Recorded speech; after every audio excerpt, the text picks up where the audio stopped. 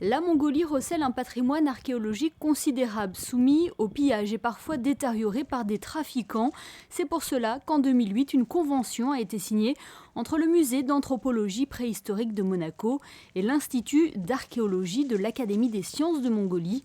Elle encourage le développement des relations dans les domaines de la culture, de l'art et de la protection et la préservation du patrimoine culturel.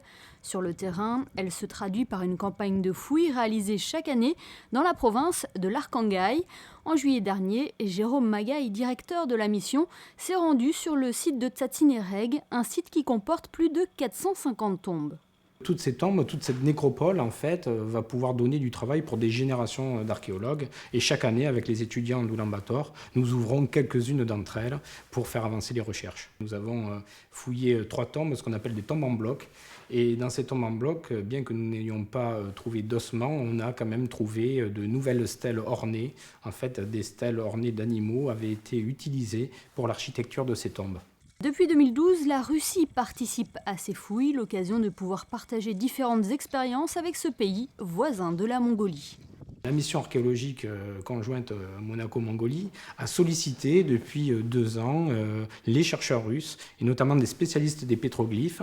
Nous avons invité donc des chercheurs russes à venir en Mongolie, plutôt nos collègues mongols, puisqu'ils sont souverains chez eux, ont invité donc, dans le cadre de notre mission des spécialistes russes, et nous avons étudié avec eux des pétroglyphes de Tsatsinérègue que l'on retrouve à la fois en Mongolie, mais aussi sur l'aire géographique de la Sibérie. Les peuples nomades de Mongolie qui se sont constitués au début du premier millénaire avant notre ère ont donc laissé derrière eux un patrimoine archéologique exceptionnel, mais reste très peu connu. C'est pour cela que l'ancien ministre de la Culture mongole a décidé de présenter les sites au comité du patrimoine mondial de l'UNESCO afin qu'ils soient classés.